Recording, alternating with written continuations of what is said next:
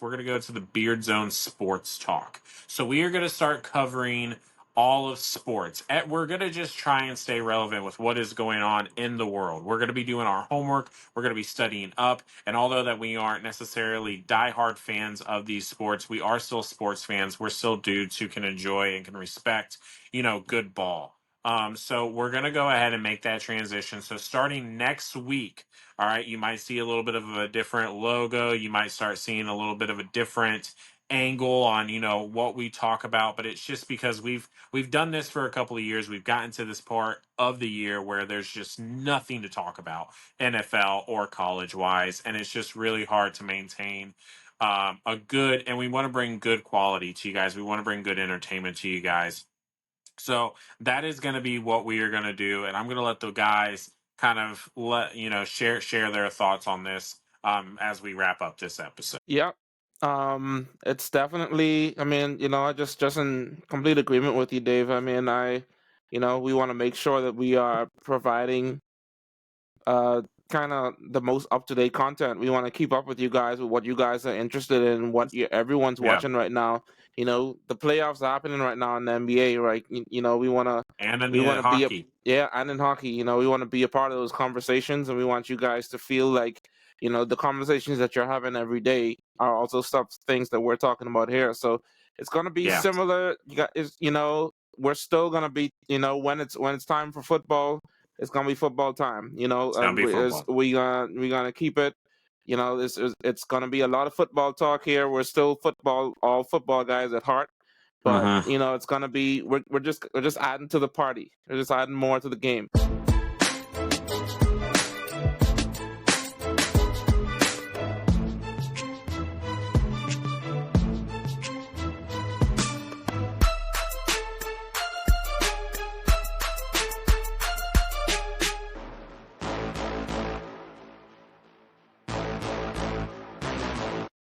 Hello, everyone, and welcome to the Beard Zone podcast.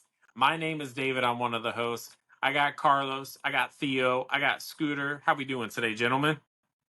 Doing wonderful, man. Doing great. Another week. More sports and football to talk about, man. How y'all doing?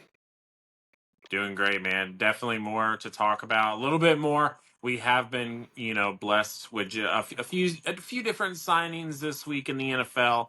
Some NFL NBA banter going on right now and on the internet. So we'll kind of dive into all of that. But Scooter and Carlos, how are we feeling today? I'm feeling good about the OBJ signing, unlike everybody else. All right, let's get right into it then. Let's just get come right on. into I it know then. you're going to bring it up. Come and on, talk about it.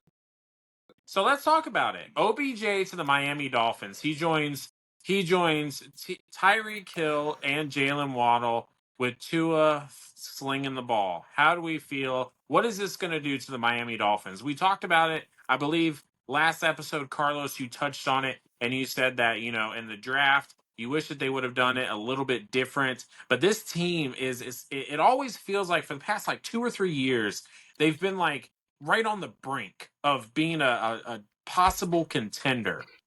Does OBJ make this offense that much better to get them over that hill? What does OBJ do to the Miami Dolphins? It 100% does. The guy is no longer the number one. Tyreek's going to get all the double. Jalen, you have to double him. They go out and sign Johnny Smith, who's a good pass-catching tight end. It's going to free up Odell over the middle for those quick passes. And he's still got some bursts. He's still got some games still left in those legs. He's not the New York Giants OBJ, but he doesn't have to be. He just has to be what he was last year. And the guy will it's going to be a very hard offense to defend with their running backs, their wide receiving core. I mean, it's already hard enough with just Tyreek out there. And as we've seen with Kansas City, when it was just Tyreek and Kelsey, I mean, it's going to be tough to defend that. And they get the ball out quick. So they only got a pass block for 2.5 seconds. Mm-hmm. I think that's the maximum time that they can block. Yeah, I guess half the team's already 90 yards down the field. So OBJ is a good compliment. He's a good route runner. He's got excellent hands. He's got the veteran mentality. I mean, You already have Tyreek for the veteran mentality too, but he's still lightning fast. I think with OBJ, you arguably pulled in a number 3 wide receiver at best, given your other talent, right, with Tyreek and with Waddle. Waddle has shown a little bit of injury, and same thing with OBJ. So OBJ hasn't been consistent, I think, since he tore his ACL, I believe, in the Super Bowl with the Rams. So keep that in mind. I think it's a decent signing for the Dolphins, and I really wish that the Bills picked him up instead of Chase Claypool, but we're here. Top 3 wide Well, receiver, though, man. Yeah, said I he's mean, a top I would. Don't make me throw up on this episode. There's I not would enough liquor in the world to stomach that comment. The only comment I'd have on the OBJ to the Dolphins is just I think it's kind of more depth. OBJ is not a full-time player anymore. For once, like there's one thing you can be sure of: he's not gonna play all 17 games, and I don't think he should. And I don't think the Dolphins need him to. He needs to be there. If they treat it like kind of the Ravens did last year, you have him. You have him come in on his plays. He's not a full-time player. Come in when he needs to make certain plays. Come out like OBJ is not. I think it's been a little bit too much injuries now to continue like a full-time player kind of regimen. But I think he helps this team in the long run. I think they get to the playoffs, make a playoff run. I think he's a great guy to have in there, like a knowledgeable guy, like you said, with still some bursts to kind of help get you over the hump when you need to. So I think it's a good signing. Well, the good thing is he's cheap. And I think he's in that late stage of like Deshaun Jackson when he was in his career. Like, you still have to respect the speed of him. And you just can't you still have to respect the game. But he's definitely in that where Deshaun Jackson was at the end, but still was blazing fast. But the good thing is, like you said, it's just depth for them. I think they definitely need it. So, Scooter, you brought it up with the Jalen Waddle and him, kind of getting hit with the injury bug a little bit, especially with, last year and stuff. So with OBJ, do you think that, say if Jalen Waddle goes down, right, and he's out for a few weeks, now OBJ turns into, he's going to have to be on the field more. So yeah, does he still bring that same value with him being on the field as consistent? I'm not saying that OBJ isn't good. I think that it's a good signing. I think that it's a good depth, and for the price that they were able to get him at, go for it. It doesn't hurt to have him in your receiving, in your receiver room. So, but I'm just wondering because there's not been consistently healthy wide receivers on the Miami Dolphins in that locker room. And so with the injuries to Waddle, if OBJ has to come in for a few weeks, does he still bring that explosiveness consistently that as a Jalen Waddle would, let's say? So what you're going to see is an additional chess piece to your game. It's not OBJ is not the same impact as he was, say, on the Giants or the Ravens or the Rams. I would say that he's more equal to the Ravens type of impact. He's still I would say he's a good talent, not top talent, right? Not elite like he was a few years ago. He's still got the footwork. He's still got the hands. He does not have the explosiveness that he did a few years ago. But what you're going to see is Mike McDaniel utilize his team slightly different. You still got the speed because you never said you're taking out Tyreek. I would say that you have a very bad problem when you get rid of Tyreek or Tyreek gets injured and Waddle gets injured. If it's just Waddle, he re-injures his knee or his ankle or whatever, then you have to bump OBJ up. I think what you do is you scheme slightly different. You rely heavier on your run game versus deep ball passing. Now, OBJ is going to get open. He has excellent hands and reach. He's going to have crisper routes than some of the younger guys. So he's going to be able to shake some of the defenders loose. Maybe not your A-list or elite guys from off the edge or the cornerback position, but you're going to get clear-cut routes, and he's going to find a gap, and he's probably going to just get down. So you need to set that offense up to get to – if you have a large – a third and long, a large gap in the field, you're probably not going to use OBJ, but if it's a 3rd and 10 or a 3rd and 7 or 6, you're going to do that medium route, and OBJ is going to find a hole. I think that's how you would have to flex that option if OBJ has to come up to, say, number 2 wide receiver. And you still got the tight end pickup, like Carlos mentioned earlier. So you still got a Chain, you still got Mostert, you still got what was the guy you guys picked up in the draft? So Mike Right. McDaniel for the offensive side, picking up OBJ was just another chess piece to the offense. Yep. Yeah. I think it should be good. But let's jump to the Buffalo Bills. They brought in Chase Claypool, and look, I'm gonna play the devil's advocate because I know that Scooter, you're thrilled about this, right? I know that Chase Claypool has not had. I know that Chase Claypool has not had the greatest career, right? He had one good year in Pittsburgh, and He's then he Hall of kind of Fame, fell bro. off. Let's be honest. He's Hall of Fame. Top 3. All right. I'm Hall of not Shame. saying that. But I think that it might I help can't even say him. that. They didn't bring him in to be the guy, right? They No. did not bring him in to be the guy. They brought him in to be another chess piece. Mm-hmm. And he's a big wide receiver. We can't deny his size, right? And we saw him go up and make a few grabs with the Chicago Bears, even in his most recent. I don't think it's going to be. It wasn't a lot, Scooter. I'm not trying to say maybe you can count it. I bet you Gronk could count it. But it's like, let's just say, man. All right, Tom Brady, the roast with the whole Gronk knowed that not real money. Like that was that was bad choice. Yeah. Yeah. Nikki Glazier absolutely killed it. So shout out to her. I mean, Right. she was complete. That she was the MVP of that roast. Absolutely. But Chase Claypool, I think that he can be I think he can be a good depth piece to this offense. I mean, it should be interesting. I don't think that it's gonna hurt them in a negative way though this year. I think it means Okay. nothing. Yeah. Yeah. I mean, I'm in agreement. Like, I'm in agreement with you, Carlos. It means nothing. I don't think it's good. I don't think it's bad. I think it's just, it's a body there. Maybe he does something great at one point and like he has a shining moment. But yeah, I mean, it's not, and it's this wide receiver core is Yeah. not necessarily like He was brought in to do one thing gangbusters only. here. Like there's Curtis Samuel, Keon Coleman, who's learning not like it's Shakir. not because Shakir, like it's a bunch of, you know what, and you know what I heard. I heard the Bills saw they saw the Chiefs. They saw what the Chiefs have been doing all this time. They're like, the Chiefs are just getting a bunch of anybody's at wide receiver, and then just having an awesome tight end. They got Dalton Kincaid, pretty awesome tight end. They got a great quarterback. We'll work with these guys. We'll do what the Chiefs did, get a bunch of guys, and just have Josh Allen do what Josh Allen does, and power through and make it work like that. And I was like, I kind of get that. I don't know if it's quite the same, but if that's what they're doing, I mean, kind of get it, I guess.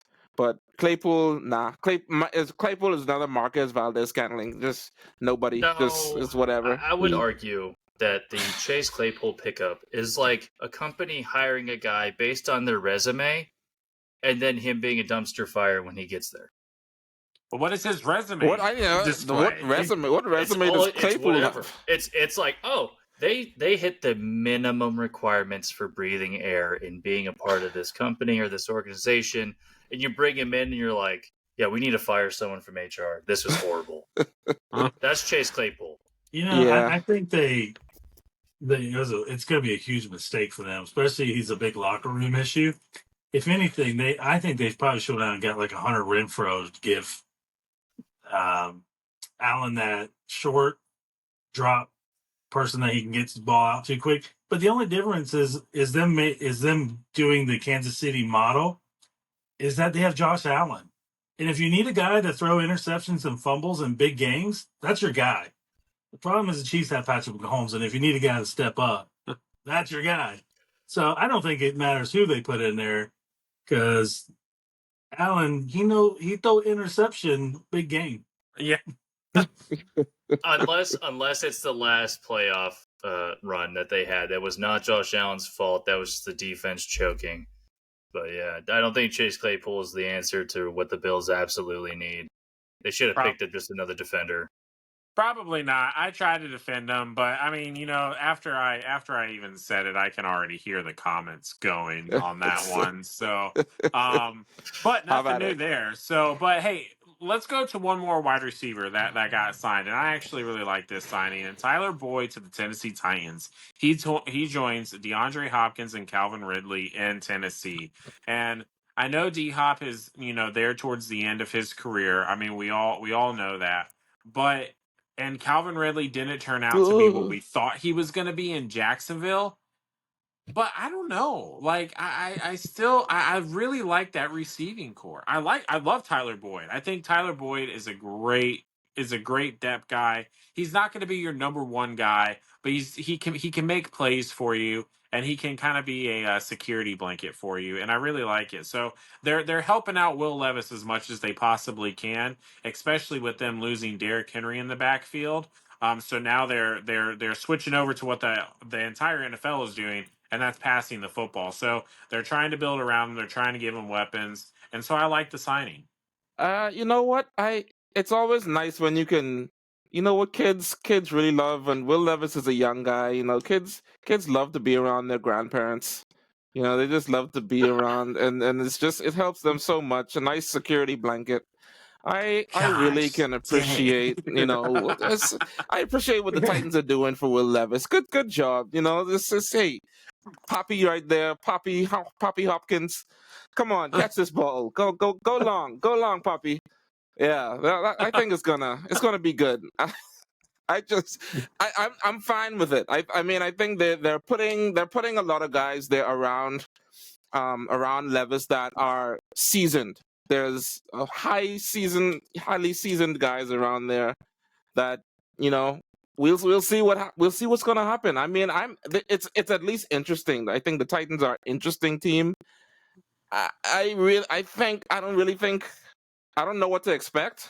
I really don't know what to expect from this group. Like, it seems like kind of a hodgepodge of different stuff going on. Like, and everyone has gonna have their position, but I mean, they could surprise or they could flop. I mean, like, it could go either I way. I think that they could surprise because let's remember who the head coach is for the Tennessee Titans now. It's Vrabel, not Mike yeah, Vrabel. yeah. It's Oh who no, is it's it? not Vrabel. It's Callahan. Right, Yeah. right, right, right. So, and he was the offensive coordinator for Hmm. the Cincinnati Bengals. So he brings in a familiar face, and he's going to be able to. Tyler Boyd is going into a system that he's already been in. Mm-hmm. So I think that's why it adds value to that signing. Yeah, Okay, I think it's a okay. good signing. Like you said, it's somebody in the system. What's interesting with Will Levis is he the return of a young Kirk Cousins? Does he kind of give you that like he's playing off raw emotion, and like last year he just like adrenaline is what he's playing off of. You like You that? like Yeah, that? if he reminds me of the young Kirk Cousins, man. It's hard not to Wow. root for him, but I think it's a good pickup for them. They D Hop's the main guy, and really, I mean, it's a nice compliment for their team. So what you're saying with that Will Levis and Kirk Cousins is that he's never going to win a playoff game, but he'll make a lot of money. Hey, Hey. you Woo. make 300-400 million, and I don't have a ring. I'll figure it out. I'll deal with it. Right? Yeah. I'll tell you about I don't think Kirk Cousins is complaining at all No. about his career. He's not, but he has that feel of a Kirk Cousins, like just the adrenaline, and then if Mm-hmm. he can ever put it together, the smart part of it. He comes Could do out a and little just delivers a three touchdown. What was that? Three touchdown game immediately out the gate. Like, that was fire. That was amazing. I mean, I'm rooting for Will Levis too. I love a good underdog story. He came out as the last quarterback in the draft last year. Everyone kind of downplayed him. He had that really kind of cringy moment at the draft on the first day where he thought he was going, and the pretty girl next to him, all that stuff. It's just, it was a tough break. So I'd like to see him do well.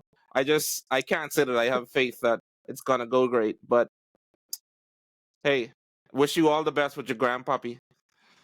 Yeah, picking up the Titans.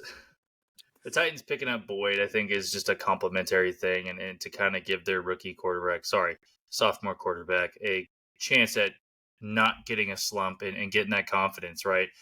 I think he's going to be that prove-it quarterback, right? He's always proving something, stuff like Kirk Cousins, right? Coming in second to RG3, but actually succeeding, right? RG3 got injured, and Kirk Cousins came in, had that whole run, then switched to the Vikings, right? But what you're seeing with Will Levis is they need to build around him, because I think the Titans see a franchise quarterback in him in some form or fashion, whether it's the next 5 years or the next 10 years or whatever. But, Boyd on the outside is a good complement. As you said before, Ridley, he didn't really pan out in Jacksonville. He's going to Tennessee, different system. It might complement him a little bit more. I think he lost a step or two when he was banned for that year. And now that the NFL is giving more DraftKings advertisements, I feel like that's an oxymoron or an ironic situation. But Boyd, well, and also you got to think about it with Will Levis falling into the second round. His rookie contract isn't a huge cap hit, and No. so I don't know what the Tennessee Titans cap looks like coming into this year, if I'm being honest. But they're in a position that they brought in a new coach. He came in Will Levis's second year.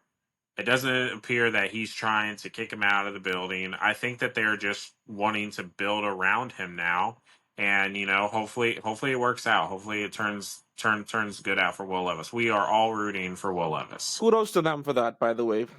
Kudos to them for that. Like they could have been just, they were in the position this year to go ahead and get another quarterback immediately, jump ship, just go away from the guy. Like no one would have. I mean, he was a second round pick. I was watching an interview today with Kurt Warner. He was just kind of talking about quarterbacks and the progression of quarterbacks these days and how they just don't get just the leeway that they used to have. A lot of these quarterbacks don't have the time to grow like they should. They don't go to the correct offense for their play style, one, and then they don't get enough time to really sit and observe the game before going in and needing to be the guy. Like, given this could work out really well for Will Levis. I hope it does. But kudos. I just want to say kudos to the Titans for sticking it out with the kid and putting weapons around him. See what you got. Let's see what he got. Let's see what happens. Yeah, let's see what happens. So there's been another topic of discussion on the internet this week, and it's been a very interesting one, very controversial one, and that is, can NBA players play in the NFL? What are your guys' take on? No.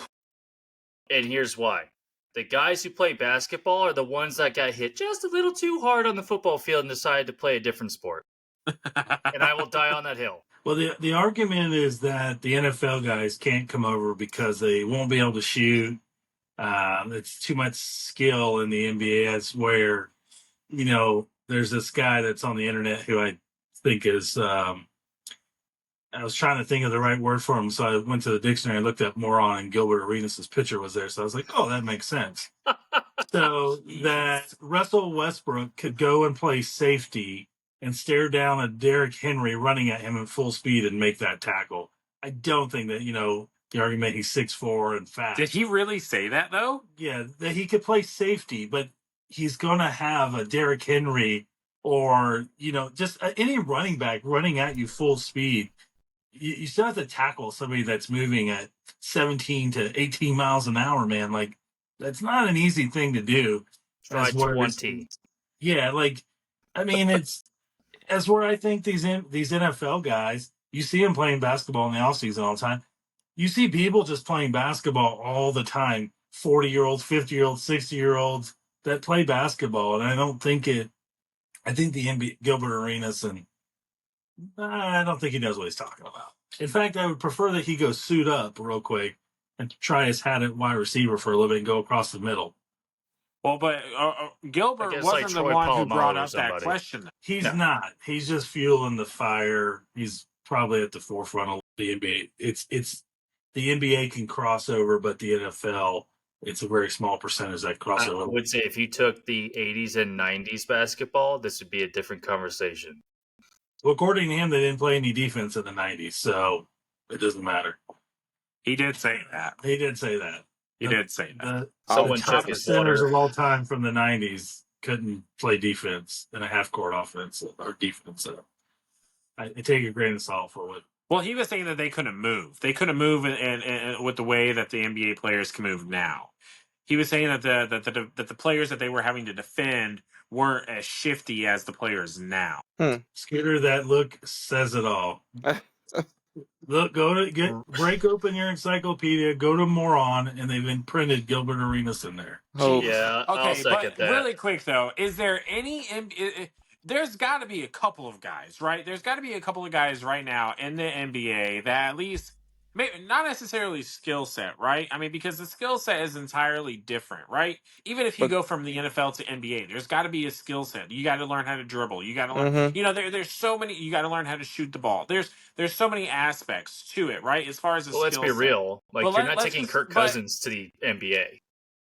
What's that? You're not going to take Kirk Cousins to the NBA. You take like C.J. Stroud or Micah Right, Parsons exactly, or someone. right, or someone like that. But So you're not putting what slow Tom NBA Brady on the players- court. What NBA players can come into the NFL? Again, not talking about skill set, right? Draymond Green, probably. Well, okay. I mean, he probably has the right mentality. That's for sure. Yeah. Yeah. I do Yeah, think he's pretty gritty. Will think Artest, LeBron- maybe. LeBron can make that move because he is big, and he's got some. He was a high-rated receiver coming out of high school, but I don't think there's as many as. If anything, I think their position. What about like a Zion Williams? That was the one that I was Zion gonna. Williams. Uh-huh. Like he's a big dude, right? But Yeah. he keeps Like, getting if you got injured though, coached, doesn't if he? you got trained Yeah. in the way that an NFL player does, could he? I mean, I feel like he has at least the body and the athletic build to I mean, if you took help like a with young that Shaq, transition. maybe, I mean, or they a can. young Kobe, maybe. There are some, But you're not taking Kevin Durant with the brittleness of his ankle and knees. Like, and there's been a couple Okay. college basketball players that have switched over and played football, but they did play a year in college. Like Jimmy Graham was. Jimmy Graham. He turned out to be Yeah. pretty good, but The tight end for he was Washington. he was not a prototypical basketball player at Miami. Antonio No He looked Gates like fancy a too, thing. right? football player playing basketball. Yep. Antonio Gates. Mm-hmm. Yeah, and the NC State guy that plays for them, the big guy that he looks like a football player that stepped out there. He's really a football player. So then you have the opposite of a football player coming in playing center at NC State and leading his team to the Final Eight. So, I mean, it can be done, but the makeup that the skill set of the NBA player is so much better than the NFL player is a little ridiculous. I think a Randy Moss could switch over very easily to the NBA. and Chris do Carter, really probably. I don't know. Yeah. I don't know if y'all saw that. Steve Smith. Puka put out a video the other day of him slamming. Like Puka's got some game, man. I'm not biased or Yeah, but anything. that but- family just breeds athletes, dude. I mean, I don't know if you've seen the videos of like they're like, hey, can you name all of your family members that are in the NFL or have played in the NFL? And it's just like a laundry list of guys. They just breed athletes. So, but speaking about NFL to NBA transition, as we kind of wrap up this show, it's going to be a little bit of a shorter episode this episode because let's just be real, man. After the NFL draft, after the college portal closes, there's just really not a whole lot going on. And that is why we have decided, we've kind of been talking offline about this for a few weeks or so. We want to stay relevant with you guys. We want to stay relevant with what's going on in the sports world. And so we have decided to go ahead and make that transition over. And I know that we have been primarily and we've really been solely NFL and college over the past couple of seasons, depending on how long you have been watching us. But what we are going to do is starting next week, we're going to go down to one episode a week during the NFL offseason, and it's going to come out every Friday at 11 a.m. Eastern Standard Time on YouTube and Spotify and Apple Podcasts, wherever you listen to us, right? But we are going to transition. It's not going to be a complete rebranding or anything, but we're going to go from the Beard Zone podcast. We're going to go to the Beard Zone Sports Talk. So we are going to start covering all of sports. We're going to just try and stay relevant with what is going on in the world. We're going to be doing our homework. We're going to be studying up. And although that we aren't necessarily diehard fans of these sports, we are still sports fans. We're still dudes who can enjoy and can respect, good ball. So we're going to go ahead and make that transition. So starting next week, all right, you might see a little bit of a different logo. You might start seeing a little bit of a different angle on what we talk about, but it's just because we've done this for a couple of years. We've gotten to this part of the year where there's just nothing to talk about NFL or college wise, and it's just really hard to maintain a good, and we want to bring good quality to you guys. We want to bring good entertainment to you guys. So that is going to be what we are going to do, and I'm going to let the guys kind of share their thoughts on this as we wrap up this episode. Yep. It's definitely. I mean, I just in complete agreement with you, Dave. I mean, we want to make sure that we are providing kind of the most up to date content. We want to keep up with you guys with what you guys are interested in, what everyone's Yeah. watching right now. The playoffs are happening right now in the NBA, right? We want to And in we want to hockey. and in hockey, we want to be a part of those conversations, and we want you guys to feel like the conversations that you're having every day are also things that we're talking about here. So it's gonna be Yeah. similar. We're still gonna be when it's time for football, it's gonna be football time. It's gonna be football. We're gonna keep it. It's gonna be a lot of football talk here. We're still all football guys at heart. But Mhm. it's gonna be we're just adding to the party. We're just adding more to the game. You know what we're doing? We're crossing over from the NFL to the NBA. We're gonna show Gilbert, but it's just not it's the NFL guys can do it, not the NBA guys.